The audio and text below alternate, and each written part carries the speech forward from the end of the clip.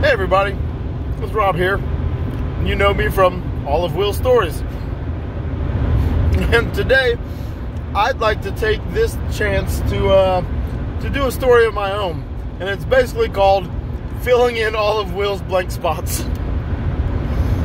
Today we're going to talk about the exact story he just posted of me getting kicked out of school. So to clarify what really happened, and he was very, very close. There's just some things he had forgotten, I guess.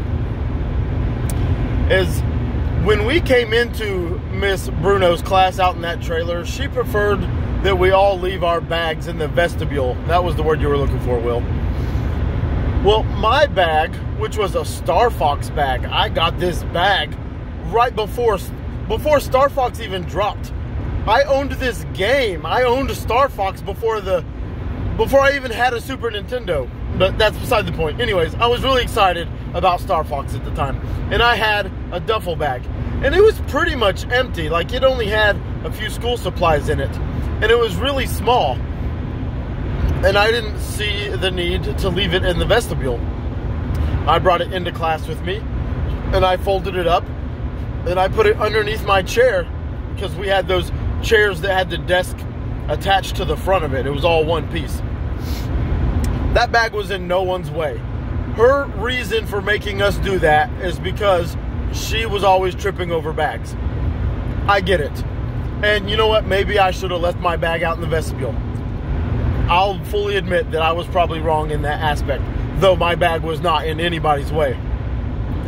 What started the issue was when she grabbed my bag, dumped everything out of it, which again wasn't a whole lot, but it's the principle of the matter, and then proceeded to walk to the door, and I followed her asking for my bag, and she threw it outside where, as Will explained, it did rain, and it was currently raining. Not hard, but still, it was wet and raining.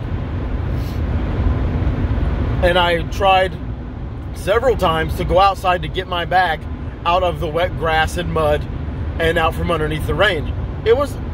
A bag meant a lot to me. I was fucking 7th grade, dude. What do you expect? She would not let me out. She would not let me out. She kept telling me to go back to my seat. She kept telling me to go back to my seat.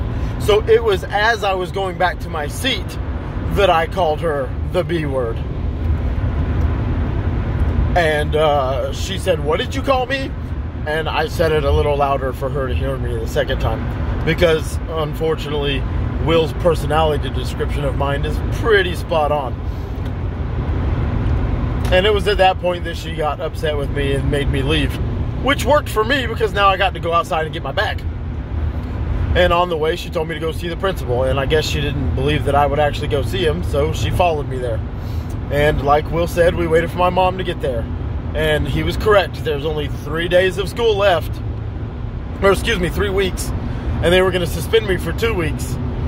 And my mom, being the smart woman she is, decided that that's freaking stupid. I'm just gonna withdraw him. He's done with school for the year. Yay me. And I did get a Super Nintendo, but not for that. Will always says that, but I did not get a Super Nintendo for that. I was already promised that Super Nintendo if I got good grades that year. And I got good grades that year. So I got my Super Nintendo. It just happened to coincide with that incident. Now, I heard about the Navy P-Bean incident a few days later. I didn't hear about it right away. And I am still proud to this day. I tell all my friends that story about how Will stood up for me and got revenge for me by starting that Navy P-Bean fight. He stood up against a man, or in this case, a woman, and got revenge for me getting suspended from school. And I'll always thank him for that. Anyways, there's my side of the story. I hope you enjoyed. Bye.